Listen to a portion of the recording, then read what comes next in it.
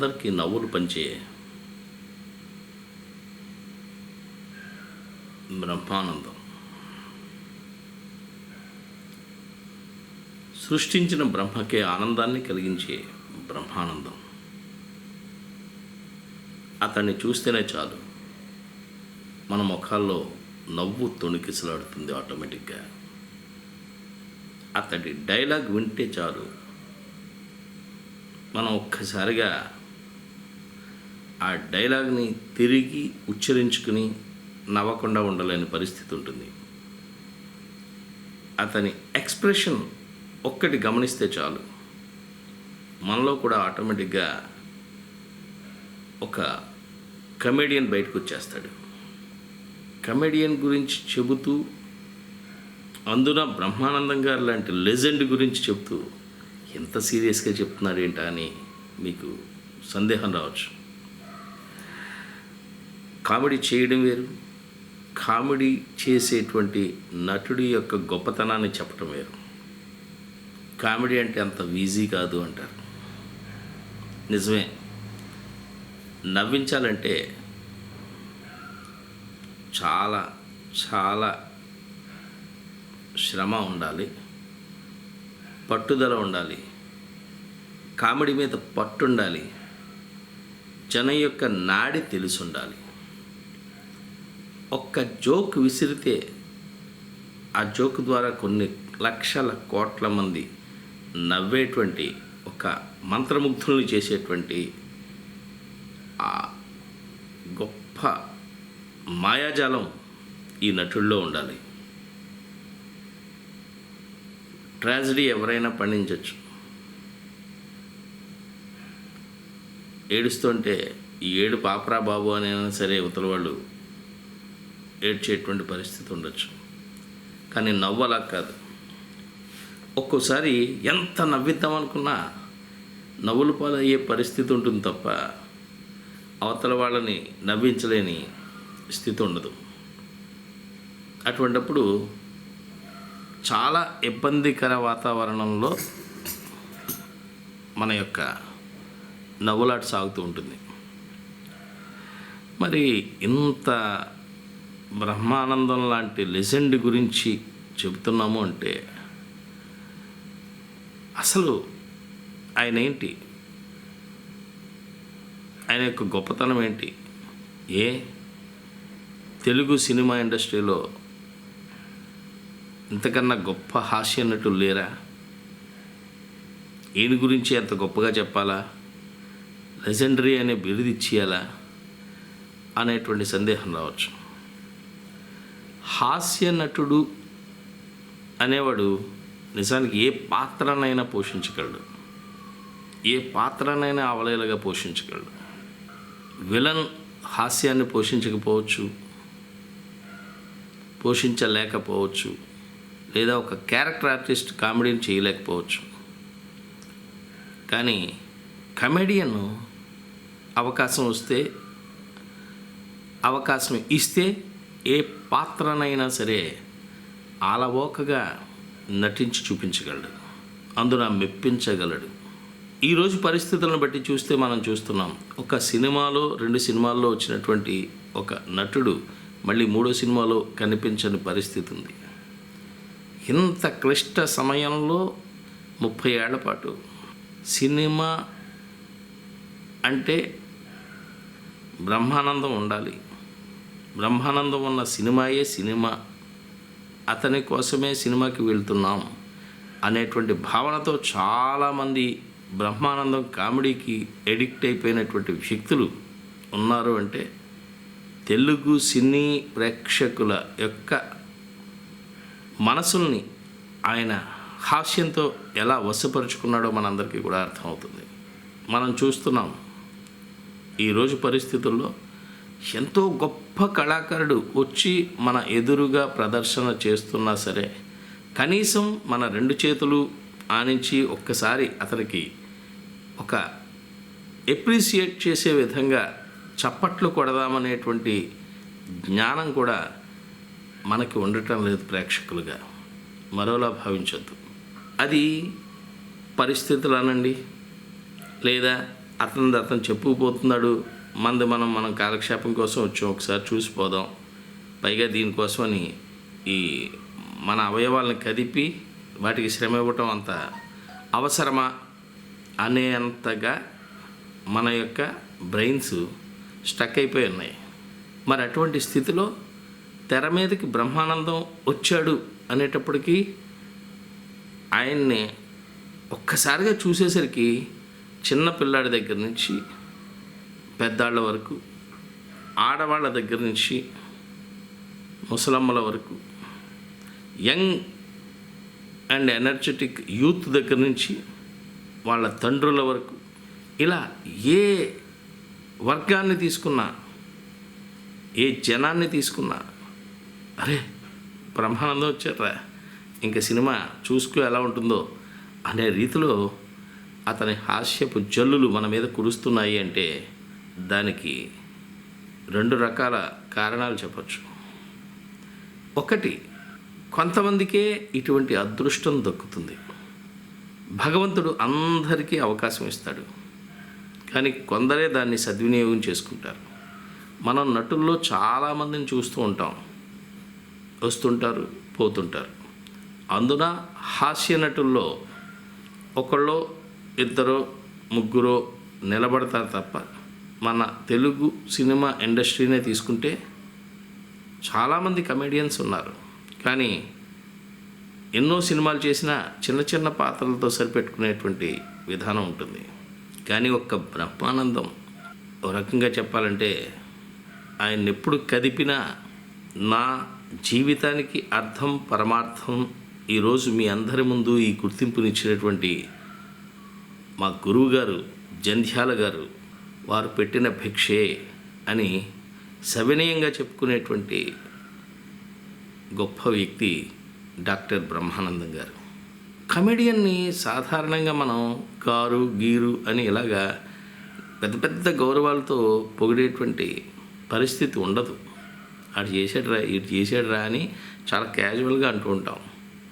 కానీ బ్రహ్మానందం గారిలో మొట్టమొదటిగా 10 మందికి ఏ విషయాన్నైనా చెప్పగలిగేటువంటి ఉపాధ్యాయుడు ఆయనలో ఉన్నాడు. అలాగే ఆ చెప్పేటప్పుడు ఆయన చెప్పే ఆ లెక్చరింగ్ విధానం ఏదైతే ఉందో అది ఆకట్టుకోవాలి అంటే హాస్య స్ఫోరకంగా ఎదురుగా ఉన్నటువంటి స్టూడెంట్స్కి చెప్తే అది బాగా వంట పడుతుంది, వాళ్ళు పరీక్షల్లో చాలా బాగా రాయగలరు అనేటువంటి ఒక సైకాలజీ తెలుసున్నటువంటి వ్యక్తి కనిపిస్తాడు. తర్వాత ఆయన పుట్టిన ఊళ్ళోనే ఆయన ఉద్యోగం చేసుకుంటున్న చోటే ఈ జీతం చాలులే, దీంతో సంతృప్తి పడదాం, ఎందుకు లేనిపోని రిస్క్ అనుకుని సినిమాలలోకి రాకపోయి ఉండుంటే ఈరోజు బ్రహ్మానందం గారి గురించి అంతగా చెప్పుకునే వాళ్ళం కాదు.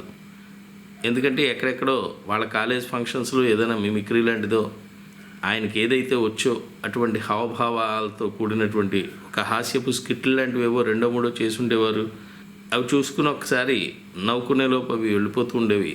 కానీ ఈరోజు మనం చెరగని చిరునవ్వు ఆయన మొహం మీద ఉందా లేదా తెలియదు, కానీ మన మొహాల మీద చెరగని చిరునవ్వును ప్రతిరోజు పూయించేటువంటి శక్తి ఎవరైనా ఉన్నారు అంటే ఆయన డాక్టర్ బ్రహ్మానందం గారు. అసలు ఆయన గొప్పతనాన్ని ఆ బ్రహ్మ ఎలా కనిపెట్టాడా, ఎలా సృష్టించి భూమి మీదకి వదిలాడా అని ఆశ్చర్యం వేస్తుంది. దీనికి కారణం ఏంటంటే ఆయన సినిమాల్లోకి తెరంగేట్రం చేసేటువంటి ఫస్ట్ రోజుల్లో చంటబ్బాయి షూటింగ్ అవుతుంటే ఆ చంటబ్బాయి షూటింగ్ దగ్గరికి ఆ గుంపులో గోవిందలాగా అక్కడికి వచ్చి చిరంజీవి లాంటి గొప్ప నటుడు, అందున ఆ చంటబ్బాయి సినిమాలో హాస్య పాత్రని బాగా చార్లీ చాప్లిన్ తరహా పాత్రని పోషించాల్సి వచ్చినటువంటి నటుడు అక్కడ నటిస్తుంటే అతన్ని నటనకు భంగం కలిగించేంత రీతిలో ఇతను ప్రవర్తిస్తున్నాడని చిరంజీవి లాంటి వ్యక్తికే కోపం వచ్చి ఎవడయ్యా అతను, చంపు తినేస్తున్నాడు, పక్కదేయండి అని కోపంగా చెప్పేటువంటి పరిస్థితుల్లో మళ్ళీ రెండోసారి ఈయన యాక్షన్ అనేసరికి చిరంజీవి గారు యాక్ట్ చేద్దాం అనుకునే లోపు మళ్ళీ ఒక్కసారి ఆ గుంపులోంచి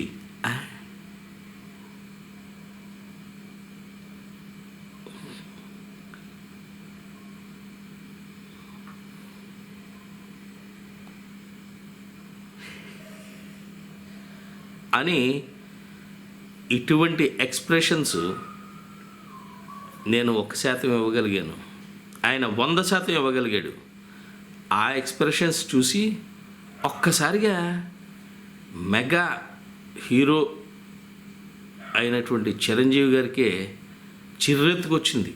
ఎవరైనా అయితే నవ్వుతారు, కానీ ఈయన ఏం చేద్దాం అనుకుంటున్నాడో ఆ కామెడీ మర్చిపోయే స్థితి కల్పిస్తున్నాడు అవతల ఉన్నటువంటి ఆ గుంపులో ఉన్నటువంటి ఆ వ్యక్తి.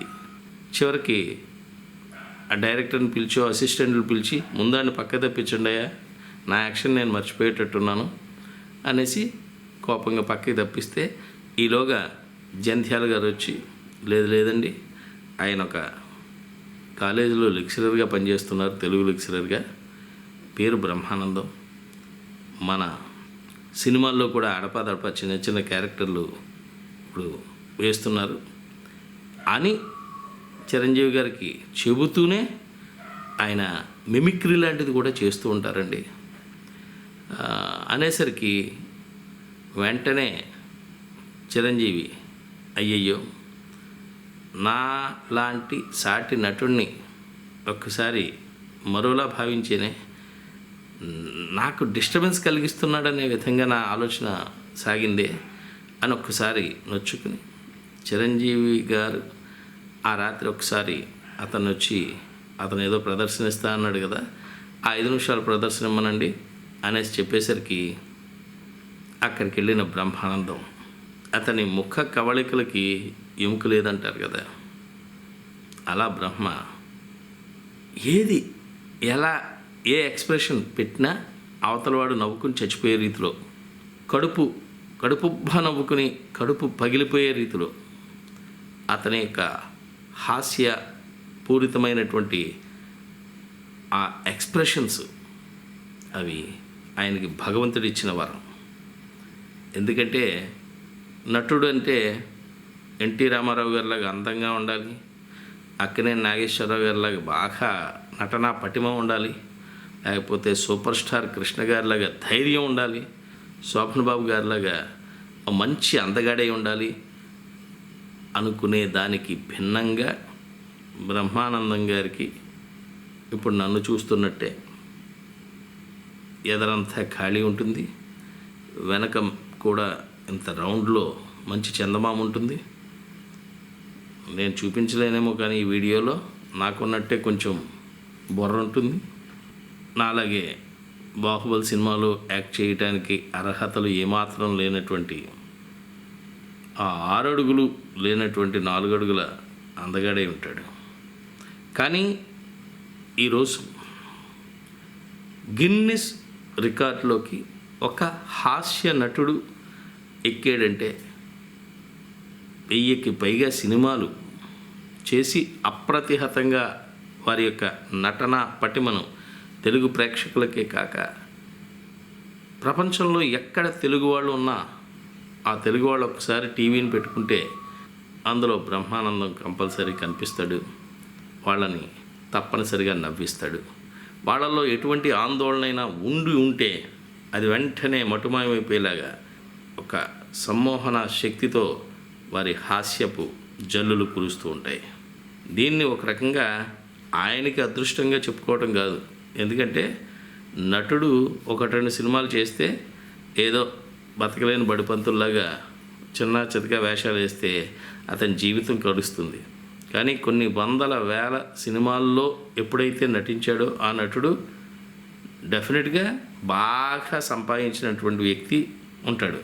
బాగా డబ్బు సంపాదించడమే కాదు, కీర్తిని కూడా ప్రతిష్టని కూడా సంపాదించినటువంటి వ్యక్తి ఎవరైనా ఉన్నారు అంటే బ్రహ్మానందం గారు. ఎందుకంటే ఆయన చేసినటువంటి క్యారెక్టర్స్ ఇంకెవరు చేసి ఉండరు, అన్ని వేషాలు ఎవరు వేసి ఉండరు. అంతకాలం ఏ కమెడియన్ కూడా నిలబడి ఉండడు. ఇండస్ట్రీ ఎలాంటిది అంటే, ఒక్కసారి ఎదుగుతున్నటువంటి నటుడు బాగా యాక్షన్ చేయగలిగిన, బాగా తన నటనని ఇవ్వగలిగిన, కొత్తదనం తెలుగు ప్రేక్షకులకి రుచి చూపించాలనేటువంటి ఉద్దేశం అయితేనేమి, ఈ పాతవాడు మనకి ఎక్స్ట్రాలు చేస్తున్నాడు, కొంచెం గేర్ ఎక్కువైంది, మనల్ని డామినేట్ చేస్తున్నాడు, డిమాండ్ చేస్తున్నాడు, ఇతని వల్ల బాగా ఇబ్బందులు పడుతున్నాం, అన్ని ఇబ్బందులు పడటం అవసరమా, అందుకని ఇంకో కొత్త నటుడినో కొత్త వ్యక్తినో తయారు చేసుకుని సాగిపోతే పోలా అని అనుకునేటువంటి రచయితలు, దర్శకులు, నిర్మాతలు ఉండేటువంటి ఈ సినీ ప్రపంచంలో పెద్ద పెద్ద బ్యానర్స్ వాళ్ళందరినీ కూడా ఆకట్టుకుని, పెద్ద పెద్ద దర్శకులు సైతం నాకు బ్రహ్మానందం గారు కావాలి, బ్రహ్మానందమే కావాలి, అతను లేకపోతే సినిమాయే లేదు అనేటువంటి దృష్టిలో, అలాగే కొత్తగా మొదలుపెట్టే దర్శకుడు మొత్తం సినిమా అంతటికీ ఒకెత్తు, బ్రహ్మానందం ఒక్క సీన్లో యాక్ట్ చేసిన,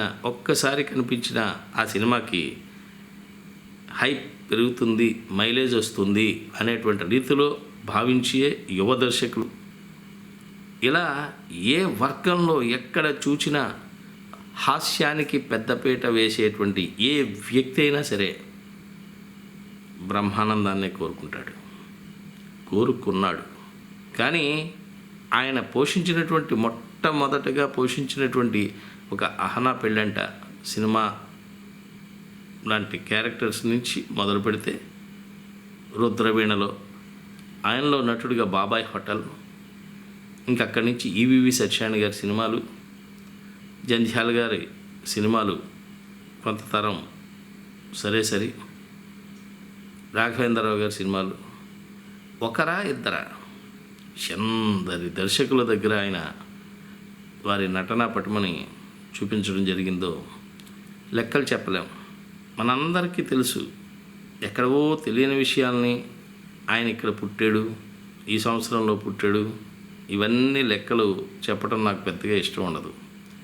ఎందుకంటే వారిని విశ్లేషణ చేసేటప్పుడు మనం చూచినటువంటి ఎన్నో వందల సినిమాల్లో వారు పోషించినటువంటి పాత్రలను ఒక్కసారిగా నెమరవేసుకుంటూ, సింహావలోకనం చేసుకుంటూ వారి గురించినటువంటి విషయాన్ని చెప్పదలిస్తే ఆటోమేటిక్గా అది పండిత పామర జనాలకి ఆమోదయోగ్యంగా ఉంటుందనేది నా భావన. ఇందులో ఇంకో విషయం చెప్పకుండా ఉండలేను. నేను ఒక నటుడినే.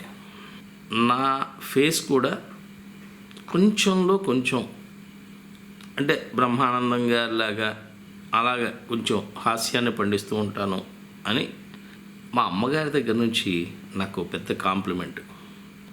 నేను ఒక 100-120 షార్ట్ ఫిల్మ్స్ చేసిన, ఇప్పటికీ చేస్తున్నా. అందులో నాకు తెలియకుండా, అంటే బ్రహ్మానందం గారిని ఇమిటేట్ చేస్తే నాలోని నటుడు చచ్చిపోయినట్టు.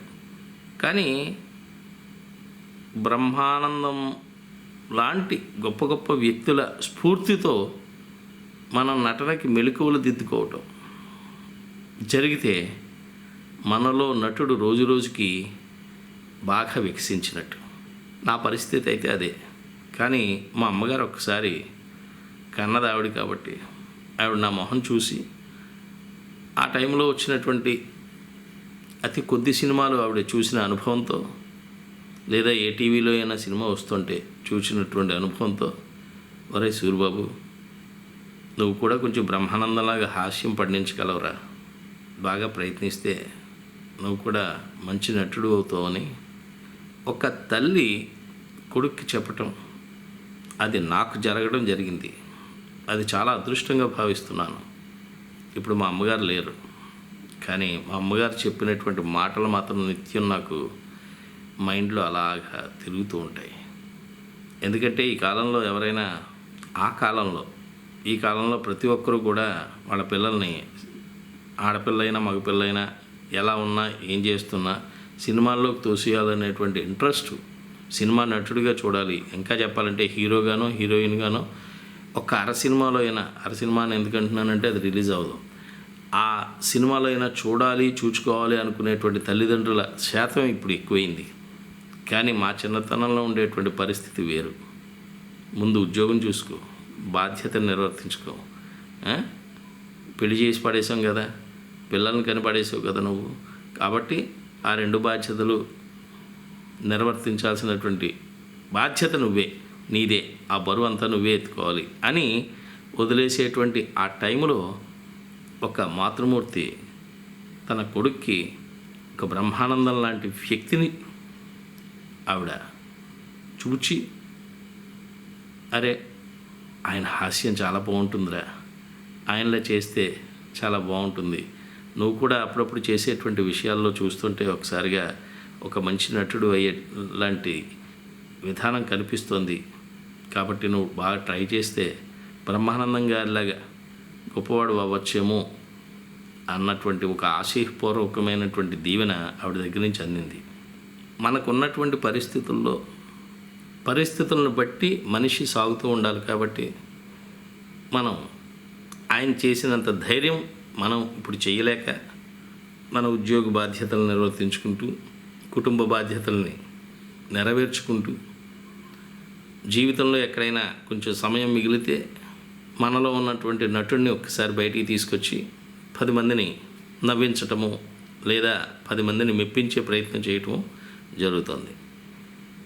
కోర్స్ ఇది బ్రహ్మానందం గారి గురించి చెప్తున్నటువంటి దాంట్లో ఇది పూర్తిగా అప్రస్తుతమే అయినా ఒక వారిలాంటి వ్యక్తిని ఏకలవ్య శిష్యుడిగా నేను, ఏకలవ్య గురువుగా ఆయన, ఎందుకంటే ప్రత్యక్షంగా ఇప్పటివరకు ఆయన నేను కలవలే, ఎప్పుడో దూరం నుంచి చూడటం, ఒకసారి చూచి మహానుభావుడు అన్నీ సంపాదించేసాడు ఇండస్ట్రీలో, అదృష్టం అంటే అయింది అని ఒకసారి దూరం నుంచి అనుకుని మానవ నైజం ఏదైతే ఉందో దాన్ని మనలో కూడా ఇముడ్చుకుని సుడి అనుకుని పక్కకి తగ్గిపోయినటువంటి సందర్భాలు ఉన్నాయి, సంతృప్తి పడిన సందర్భాలు ఉన్నాయి. కానీ ఒక నటుడు కొన్ని లక్షల మందిని, కోట్ల మందిని మెప్పించాలి అంటే ఆషామాషి వ్యవహారం కాదు. ఒక చిన్న లఘు చిత్రం తీసి ఆ లఘు చిత్రాన్ని 10 మందికి చూపించడం కోసం ఒక్కొక్కరికి మెసేజ్ పెట్టి, అయ్యా నేను ఈ లఘు చిత్రం షార్ట్ ఫిల్మ్ యాక్ట్ చేశాను లేదా డైరెక్ట్ చేశాను, ఇది కొంచెం మీరు చూసి షేర్ చేసి 10 మందిని చూసేటట్టుగా చేయండి అని ఒక్కొక్కరికి మనం ఎంత చెప్పినా వాళ్ళకి అది ఇంట్రెస్ట్ ఉంటే లేదా సబ్జెక్ట్ బాగుంటే ఆ కంటెంట్లో బలం ఉంటే అప్పుడు వాళ్ళు దాన్ని ప్రమోట్ చేయటానికి లేదా ఇంకో 2కి పంపడానికి ధైర్యం చేసేటువంటి ఈ రోజుల్లో మరి బ్రహ్మానందం గారు లాంటి వ్యక్తి ఎన్నెన్ని హాస్య పాత్రలు అలవోకగా పోషించారో. ఒకానొక సమయంలో కొత్తగా హీరోల్ని దింపినప్పుడు వాళ్ళవి చేటమొహాలో చెంబు మొహాల్లాగో ఉండి వాళ్ళకి మైలేజ్ రావాలి అంటే, హీరోగా నిలదొక్కుకోవాలి అంటే ఒక సుసంపన్నమైన లబ్ధ ప్రతిష్ఠులైన నటుణ్ణి అతని పక్కన అసిస్టెంట్గానో ఒక కమెడియన్గా పెట్టకపోతే ఆ సినిమాలో హీరో కనిపించడు అన్న భావనతో చాలా పెద్ద సంస్థలు కూడా తమ కొడుకుల్ని కూతుళ్ళని వాళ్ళని తీసుకొచ్చేటప్పుడు బ్రహ్మానందం గారి లాంటి ఒక సీనియర్ మోస్ట్ కమెడియన్ని వాళ్ళ పక్కన పెట్టి ఓ రకంగా హీరో వాడు కాదు నువ్వే అనే రీతిలో బ్రహ్మానందాన్ని చూపించినటువంటి దర్శక నిర్మాతలు కూడా ఉన్నారు. ఇది వాస్తవం. ఎందుకంటే ఒక కొత్తగా వచ్చేటువంటి ఆర్థికంగా బాగా బలం ఉండి నటన శాతం చాలా తక్కువ ఉండి అయినా సరే అతను హీరోయే అవ్వాలని వాళ్ళ తండ్రులు కంకణాలు కట్టుకుని ఇండస్ట్రీలోకి తోసేస్తున్నటువంటి సందర్భంలో దానికి కొంచెం బలం చేకూరాలి అంటే సబ్జెక్ట్లో బలం ఉండటమే కాదు, అతని పక్కన నటించేటువంటి నటుల్లో కూడా సత్తా ఉండాలి. అటువంటి సత్తా ఉన్న నటుడిని తీసుకొచ్చి పక్కన పెడితే తద్వారా మా కొడుకు కొంచెం పైకి లేస్తాడు, పైకి లేస్తే ఆటోమేటిక్గా ఒక్క సినిమా హిట్ అయిందంటే 10 సినిమాలు నేనే నిర్మాతలం కాబట్టి తీసుకోగలం అనుకునేటువంటి ధ్యాసలో, అనుకునే ఉద్దేశంలో బ్రహ్మానందం గారిని పెట్టుకుని సినిమాని లాగించిన ఆడించిన సందర్భాలు ఉన్నాయి. అంటే ఇక్కడ చెప్పుకోవాల్సింది ఆ హీరో గొప్పతనమో, నిర్మాత గొప్పతనమో, ఇంకోటో అని కాదు. ఒక కమెడియన్ని ఒక హీరోలా, ఒక సూపర్ హీరోలా ఎలా ఇండస్ట్రీ ఆదరించిందో, అలాగే ఆ ఆదరించిన ఆదరణకి ఎటువంటి పొరపాటు రాకుండా, ఎటువంటి లోపాన్ని తేకుండా అందరికీ నేను మీకు సమర్థవంతంగా నా పాత్రను పోషిస్తాను, నా హాస్యాన్ని అందిస్తాను అని అనుకోవటమే కాకుండా, ఇక్కడ మనం సుడి గురించి మాట్లాడుకుంటే, సుడి బాగా ఉన్నటువంటి బ్రహ్మానందం గారు తెలుగు సినీ ప్రేక్షకులందరి మనస్సులో నిలబడిపోయారు అంటే అది ఎంత గొప్ప విషయం. గమనించండి, ఆ రోజున ఒక జంధ్యాల లాంటి వ్యక్తి, ఈ వ్యక్తి సామాన్యుడు కాదు. బ్రహ్మ చాలామందిని సృష్టిస్తాడు, చాలా అందంగా సృష్టిస్తాడు. కానీ ఎటువంటి అందము లేకపోయినా అతనిలో ఒక బ్రహ్మాండమైనటువంటి ఆనందాన్ని ఎవరు ఇలా చూసినా, ఎవరు ఒక్కసారి అతని మొహంలో మొహం పెట్టి చూసినా యువతల వాడికి నవ్వొచ్చే విధంగా అతని యొక్క బొమ్మను తయారు చేసినటువంటి ఆ బ్రహ్మతత్వాన్ని గ్రహించి, మరి జంధ్యాల గారు లాంటి వ్యక్తి దర్శకుడు కాబట్టి ఆ పరిశీలనతో ఆ బ్రహ్మానందం అనే వ్యక్తిని ఇండస్ట్రీకి తీసుకొచ్చి, తద్వారా గొప్ప గొప్ప వ్యక్తుల నడుమ మంచి క్యారెక్టర్స్ని చేయటానికి బ్రహ్మానందానికి ఒక రకంగా కారణభూతులయ్యారు ఆయన. అందుకే ఎప్పటికీ ఏ ఫంక్షన్లో చూసినా నా గురువు బ్రహ్మానందం గారు అంటూనే, నవ్వేవాడు యోగి, నవ్వించేవాడు భోగి, నవ్వనివాడు రోగి అంటారు అని ఆ జంధ్యాల గారు చెప్పినటువంటి ఆ విషయాన్ని ఒక్కాణిస్తూ బ్రహ్మానందం గారి స్పీచ్ సాగుతూ ఉంటుంది. ప్రతి మాటలోనూ బ్రహ్మానందం గారు అని నేను అనటంలో ఉద్దేశం ఏంటంటే, ఇక్కడ విశ్లేషణ చేసే వ్యక్తిగా కాదు. సాధారణంగా మీడియాలో ఒక చిన్న కుర్రకుంకు కూడా అవతల వాళ్ళని వార్తల్లో గారు అని రాయకూడదండి, మీడియాలో గారు అని చెప్పకూడదండి అని తొక్కలో ఒక ఆర్గ్యుమెంట్ ఒకటి చేస్తారు ప్రెస్ వాళ్ళు, మీడియా వాళ్ళు. అక్కడ ఒక ప్రధానమంత్రి హోదాలో ఉన్నటువంటి వ్యక్తిని, రాష్ట్రపతి హోదాలో ఉన్నటువంటి వ్యక్తిని కూడా గారు అని సంబోధించడాలు అవి ఉండవు మా పత్రికా నైజంలోని. అంత మాత్రం చేత ఆ చెప్పే అతి చిన్న సామాన్యుడైన, ఎటువంటి నాలెడ్జ్ లేనటువంటి ఆ రిపోర్టర్ కానీ, లేకపోతే విలేకరు కానీ, లేకపోతే ఆ ప్రెస్కి సంబంధించిన ఆ ఛానల్ కానీ అది గొప్పదని మనం చెప్పలేము. వాళ్ళు ఏంటంటే ఈ గౌరోజున ఉన్నటువంటి సిద్ధాంతాన్ని పాటిస్తారు తప్ప గౌరవాన్ని ఇచ్చేటువంటి సంప్రదాయం వాళ్ళల్లో ఉండదు. అందుకే ఒకసారి వచ్చేటప్పటికి మనం అతనిలో ఏ విలువలు ఉండకపోయినా సరే ఎదర కుర్చీలు వేసి గౌరవిస్తూ ఉంటారు. ఎదర కుర్చీ వేసినంత మాత్రాన గొప్పవాడని కాదు, ఎందుకంటే అతను రాసే ఆ 2 పంక్తుల వల్ల మనకు మైలేజ్ పెరుగుతుంది, మనల్ని గొప్పవాళ్ళుగా చేస్తారు అనేటువంటి దృష్టిలో. కానీ దాని నుంచి ఒక జర్నలిజం అనేది గౌరవాన్ని తీసుకొచ్చే విధంగా, ఈయన వార్త రాశాడంటే, ఈయన ఒక రివ్యూ రాశాడంటే, ఈయన ఒక యాక్టర్ గురించి చెప్పాడు అంటే అది అక్షర సత్యం, ఇది కొనుక్కొచ్చింది కాదు, లేకపోతే డబ్బులు ఇస్తే ఇతను ఆ రివ్యూ రాసింది కాదు అనేటువంటి దృష్టిలో ప్రేక్షకుల మదిలో నిండిపోయేటువంటి గొప్ప గొప్ప జర్నలిస్టులు సోదరులు కూడా ఉన్నారు.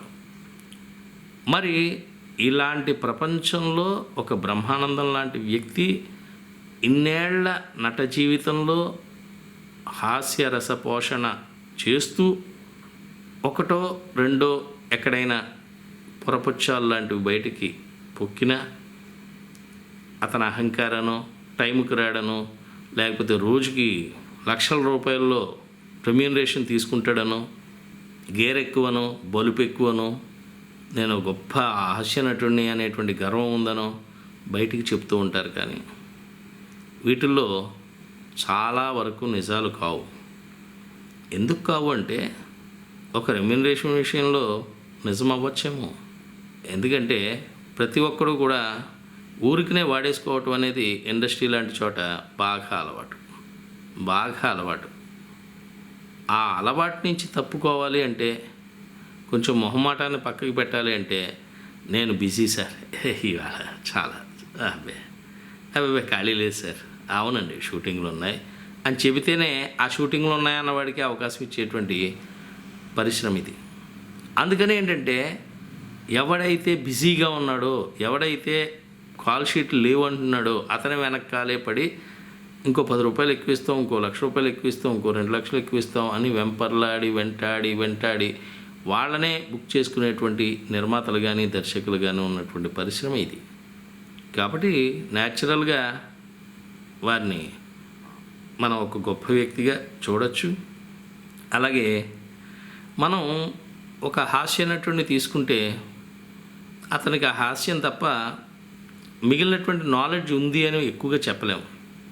బేసిక్గా బ్రహ్మానందం గారు ఒక గొప్ప హాస్య నటుడే కాదు, ఆయన ప్రతి మాటలో కూడా ఒక తాత్వికత గోచరిస్తుంది. నేను ఇప్పుడు హాస్యం గురించి చెప్పాలి అంటే నేను ఎందుకండి చెప్పడం, మీరు ఒక్కసారి యూట్యూబ్ని తిరిగేసి లేకపోతే టీవీ ఛానల్ ఏది ఒక 5 ఛానల్స్ తిప్పితే అందులో ఒక చోట బ్రహ్మానందం గారి స్కిట్ ఏదో ఉంటుంది, హాస్య సంభాషణ ఉంటుంది, హాయిగా నవ్వేసుకోవచ్చు. కానీ నేను ఆయనలో ఉన్నటువంటి ఒక తాత్విక కోణాన్ని స్పృశించే ప్రయత్నం చేస్తున్నాను. చాలా తక్కువ మందికి ఉంటుంది. ఒక్కసారిగా డబ్బులు వచ్చి పేరు ప్రతిష్టలు వచ్చేసరికి ఆ పేరు ప్రతిష్టల్ని ఈ వచ్చిన డబ్బుల ద్వారా నాశనం చేసుకునేటువంటి కళాకారులు చాలామంది ఉన్నారు. ఇప్పటికీ మనం చాలామందిని చూసాం, కాలగతిలో కలిసిపోయారు. గొప్ప నటులే, గొప్ప హాస్య నటులే, కానీ వారికి ఉన్నటువంటి అలవాట్ల వల్ల, వారికి ఉన్నటువంటి ఆ చిన్న బలహీనతల వల్ల వారి యొక్క జీవితాలని నాశనం చేసుకున్నటువంటి నటుల్ని చాలామందిని చూసాం. అసలు ఎందుకండి, ఎన్ని కోట్లు ఉన్నాయి, ఎక్కడికైనా కారులోనే వెళ్ళొచ్చు, ఏ షూటింగ్ అయినా ఫారెన్లో ఉంటే ఫ్లైట్లోనే వెళ్ళొచ్చు, ఆయనకు అన్ని సదుపాయాలు ఉంటాయి. ఇటువంటి వ్యక్తి వాళ్ళ ఇంటి ముందు ఉన్నటువంటి ఆ అరుగుల మీద, ఆ మెట్ల మీద కూర్చొని మట్టి పిసుక్కుంటూ బొమ్మలు చేసుకోవడం ఏంటండి, ఆశ్చర్యంగా ఉంది కదా, ఏమిటో ఇది అని మనకు అనిపించవచ్చు. కానీ మన వృత్తి వేరు, మన లోపల ఉండేటువంటి మన ప్రవృత్తులు వేరు. విచిత్రం ఏంటంటే, ఒక లెక్చరర్గా పనిచేసినటువంటి అంతకాలం తెలుగు లెక్చరర్గా ఎన్నో మంచి విషయాలను విద్యార్థులకు బోధించడం జరిగింది.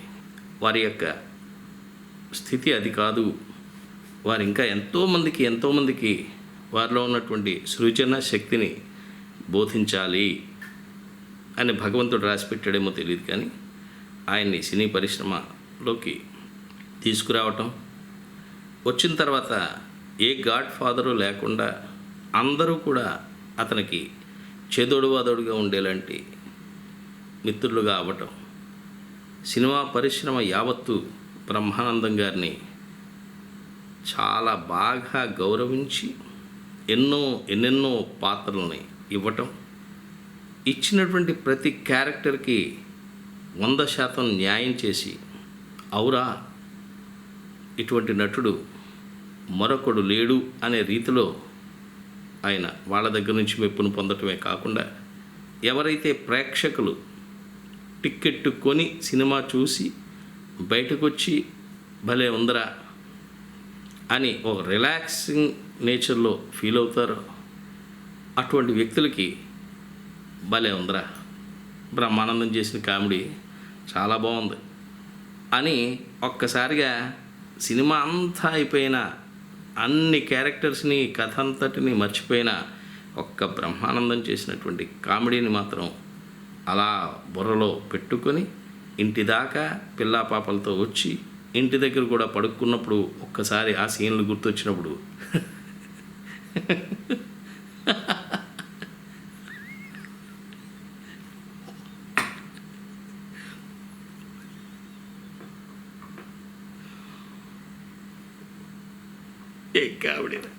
ఏం కామెడీ చేశాడు రా బ్రహ్మానందం. సినిమా మొత్తం నిలబడిపోవడానికి ఆయనే కారణం అనే రీతిలో వారి యొక్క హావభావాలు, నటన వైదుష్యం ఉంది అంటే అది చాలా గొప్ప విషయం. అటువంటి మహోన్నతుణ్ణి అక్కున చేర్చుకున్న తెలుగు పరిశ్రమను కూడా ఓ రకంగా అభినందించాలి. ఇంతకీ చెప్పొచ్చేది ఏంటంటే, ఎన్ని ఆస్తులున్నా, ఏమున్నా, ఏం గౌరవ ప్రతిష్టలున్నా చివరికి కలిసిపోవాల్సింది మట్టిలోనే, వెళ్ళిపోవాల్సింది మట్టిలోకే. అప్పుడు మనం ఏమీ తీసుకెళ్ళలేము, మనతో ఏది రాదు అనేటువంటి జీవిత సత్యాన్ని చెప్పకనే చెప్తూ ఉంటారేమో అప్పుడప్పుడు బ్రహ్మానందం గారు. ఆ మట్టితో బొమ్మలు చేయటం ద్వారా, మట్టి వాసనని చూస్తూ ఆయన చాలా ఆనందాన్ని అనుభవించడం ద్వారా. ఎందుకంటే మనం చూస్తూ ఉంటాం, ఎన్నెన్ని చరిత్రలు తీసుకున్నా ఒక చార్లీ చాప్లిన్ కానీ, మిగిలినటువంటి నటులు కానీ, హాస్య పాత్రలు ముఖ్యంగా పోషించినటువంటి ఏ నటుడైనా సరే తన వెనక చాలా గాథలుంటాయి, బాధలతో కూడిన అగాధాలుంటాయి. వాటినన్నిటినీ కూడా పక్కకి పెట్టి ప్రేక్షకుల్ని రంజింపజేసే ఉద్దేశంతో, వాళ్ళ ముఖాలపై చిరునవ్వు చిందాలనేటువంటి సదుద్దేశంతో ఆ కష్టాలని, బాధల్ని పక్కకి పెట్టేసి ఓన్లీ నవ్వులు పువ్వులు పూయించేటువంటి హాస్య నటులు ఎంతోమంది మనం చరిత్రలో చూస్తూ ఉంటాం. మరి అటువంటి విషయానికి వస్తే అటువంటి బాధలు ఏమీ ఉన్నట్టుగా బ్రహ్మానందం గారికి మనకు అనిపించదు. కానీ వృత్తి ఎంత క్రమశిక్షణతో చేస్తారో, ఆయన ఇంటికి వచ్చిన తర్వాత ఆ కుటుంబ బాధ్యతలు కూడా అంతే గౌరవంగా నిర్వర్తించుకుంటూ, వారికి ఏదైతే ఉన్నటువంటి అలవాట్లలో సంతృప్తిని, జీవితానందాన్ని, ఆత్మసంతృప్తిని కలిగిస్తాయో అటువంటి ఆ బొమ్మలు గీయటం, బొమ్మలు చెయ్యటం. అసలు ఈ బొమ్మను చేసినటువంటి బ్రహ్మదేవుణ్ణే మనం మెచ్చుకుంటుంటే, బ్రహ్మానందం గారు వేసేటువంటి బొమ్మలు, చేసేటువంటి ఆ మట్టి బొమ్మల్ని, మనం కళాకృతుల్ని చూస్తే అచ్చెరు పొందాల్సిందే.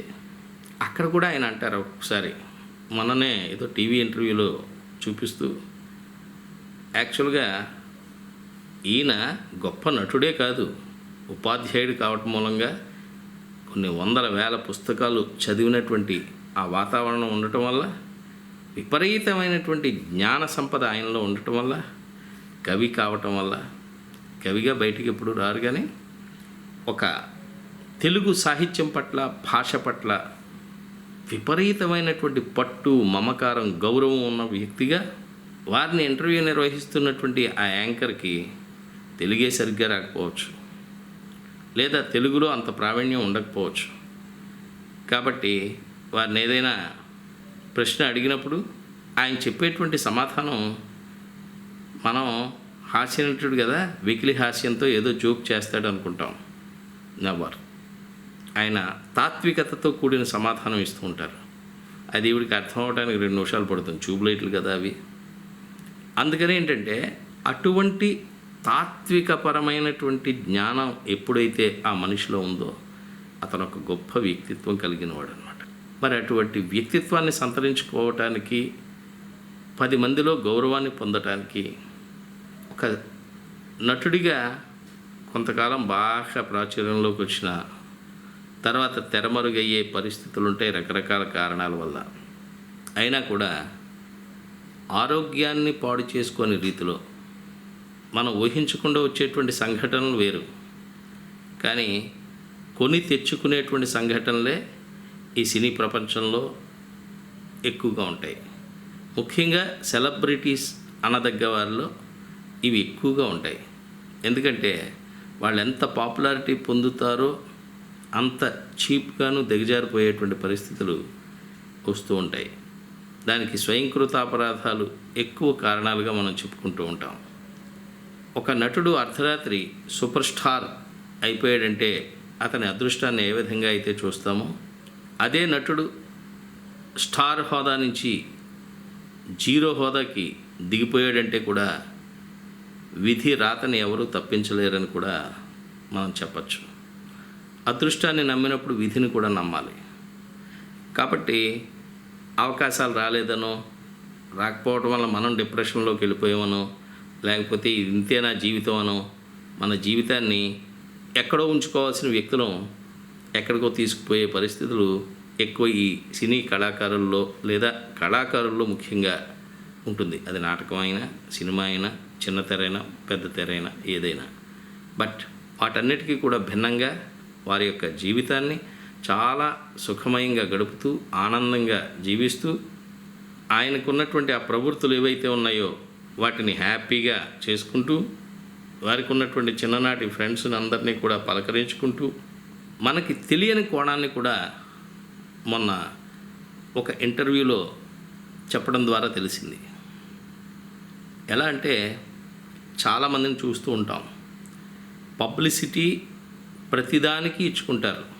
10 రూపాయలు ఇచ్చినా సరే 100 రూపాయల పబ్లిసిటీ ఇచ్చేటువంటి ఈ సమాజంలో పబ్లిసిటీకి దూరంగా వారు చేయాలనుకునేటువంటి దాతృత్వం కానీ, వారి మంచి పని కానీ దాన్ని గుప్తంగా చేసేస్తూ, గోప్యంగా నిర్వహిస్తూ, ఇది నా యొక్క విద్యుక్త ధర్మం, దీనికోసం బోర్డు పెట్టి, ఫ్లెక్స్ పెట్టి, నేను ఇది చేస్తున్నాను, అది చేస్తున్నాను, లేకపోతే టీవీ ఛానల్స్ మైకుల ముందు నేను ఇన్ని చేశాను అని చెప్పుకునేటువంటి తత్వం కాదు నాది.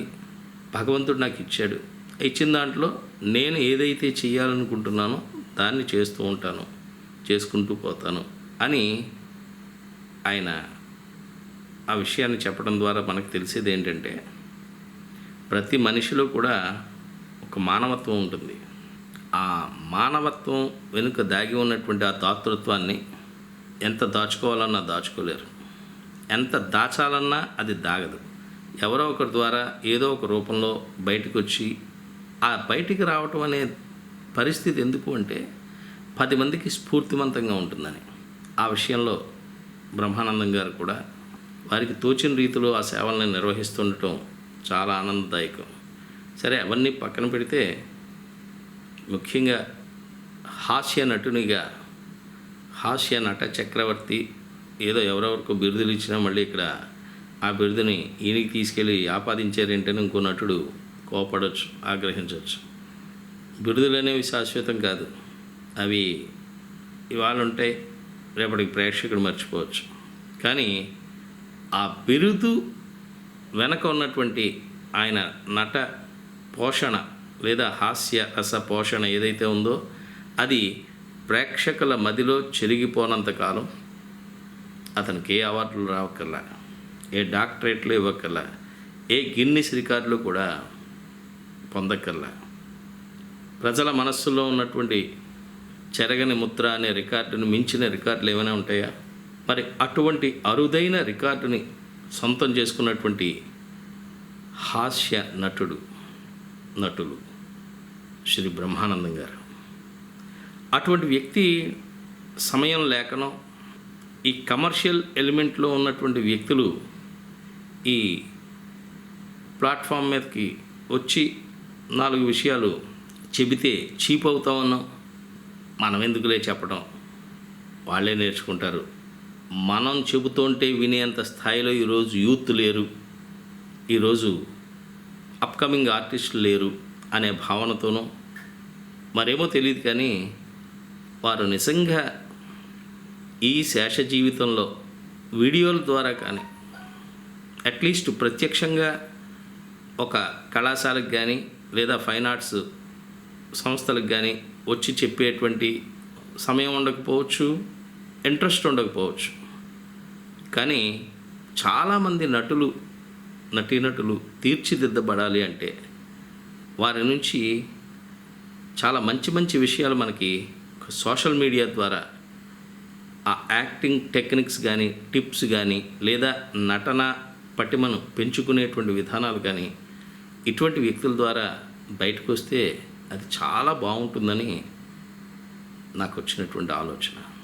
ఎందుకంటే ఇప్పటికీ చాలామంది పెద్ద హీరోలు, పెద్ద దర్శకులు బ్రహ్మానందం గారు ఆయన హాస్యం అంటే చెవి కోసుకుంటారు.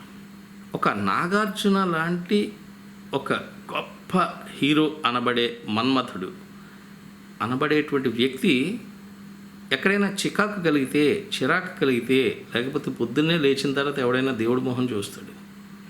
ఈ అష్టవంకర్లు తిరిగినట్టుగా ఎక్స్ప్రెషన్లు ఇచ్చే బ్రహ్మానంద మొహమే చూడాలని రూల్ ఏమైనా ఉందా? కానీ ఒక అపురూపమైన కళాఖండంగా నిలిచిపోయే ఒక ఎక్స్ప్రెషన్ ఎక్కడో దాచుకున్నారట నాగార్జున గారు. ఆ దాచుకున్న ఎక్స్ప్రెషన్ని ఒకసారి సెల్ ఫోన్లో ఇలా చూసుకుని పదే పదే నవ్వుకుంటూ పడి నవ్వుకుంటూ ఒక్కసారి ఆయనలో ఏమైనా టెన్షన్ లాంటివి ఉంటే అటువంటివన్నీ కూడా ఒక్కసారిగా మొటమాయం చేసుకుని దెన్ షూటింగ్ స్టార్ట్ అవుతాడు. ఇలా ఒక హీరో బేస్డ్ వ్యక్తి అతనికన్నా చిన్న అనుకునే ఒక కమెడియన్ గురించి చెప్పాల్సినటువంటి అవసరం లేదు. అలాగే ఒక చిరంజీవి గారు లాంటి ఒక సూపర్ స్టార్, ఒక మెగాస్టార్, ఆయన జరిగినటువంటి ఈ బ్రహ్మానందం గారితో జరిగినటువంటి ఆ సెన్సిబుల్ థింగ్ ఏదైతే ఉందో ఇన్సిడెంట్, అతన్ని పక్కకి పొమ్మను ఆడెవడయ్యాడు అని ఇది భాషలోనే చెప్పుంటారు, కొంచెం గౌరవంగా స్టేజ్ కాబట్టి మామూలుగా చెప్పారు. ఆ టైంలో ఒక హీరో ప్రేక్షకుడు చూడటం పర్వాలేదు,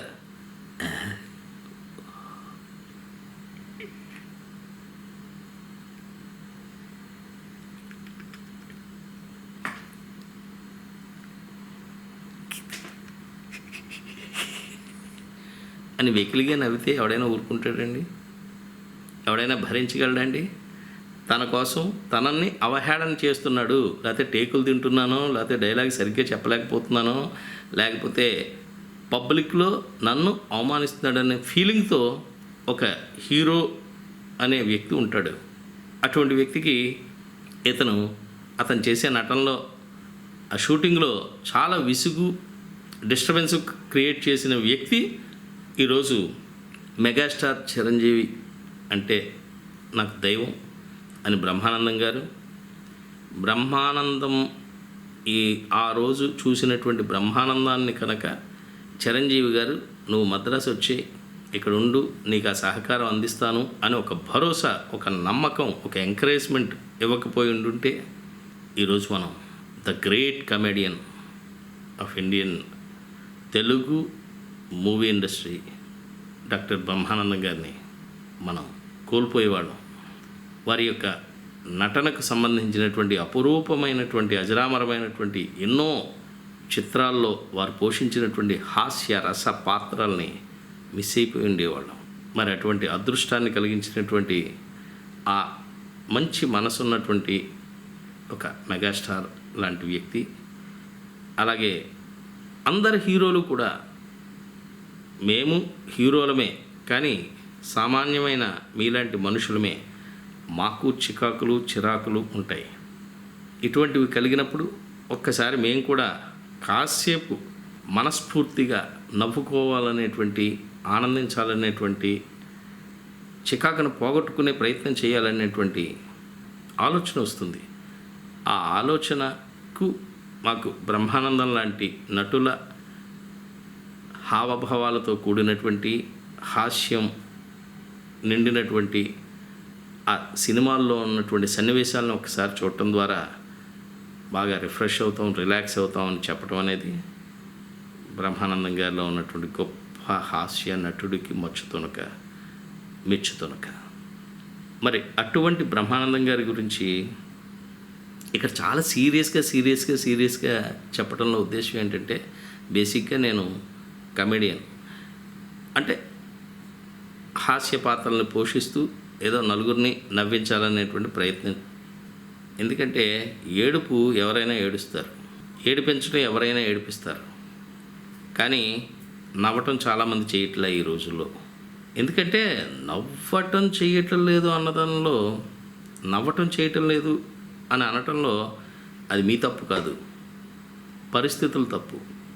ఈ ఆందోళనలు, చికాకులు, ఈ తాపత్రయాలు, ఈ అత్యాశలు, వీటన్నిటి మధ్యలో మనకు నవ్వు ఎలా వస్తుందండి? జీవితం అంటే పరుగులు ఉరకలమయంగానే భావిస్తున్నటువంటి తరుణంలో ఒక్క 5 నిమిషాలు, ఒక్క 2 నిమిషాలు మనం రిలాక్స్డ్గా కూర్చొని హ్యాపీగా నవ్వుతూ సినిమా చూడాలి, లేదా నవ్వుతూ గడపాలి అనేటువంటి ఆలోచన ఎక్కడొస్తుందండి? రావటంలా. అందుకని అది మీ తప్పు కాదు, మీ చుట్టూ ఏర్పరచుకున్నటువంటి పరిస్థితుల ప్రభావం. మరి ఆ పరిస్థితుల ప్రభావం నుంచి కొంతైనా ఉపశమనం పొందితే మనం జీవితంలో ఆరోగ్యంగా ఉంటాం, ముఖ్యంగా ఆనందంగా ఉంటాం. ఆనందం లేని జీవితం ఎంత జీవించినా వేస్టే. ఆనందంతో కూడిన జీవితం ఎంత జీవించినా బెస్టే.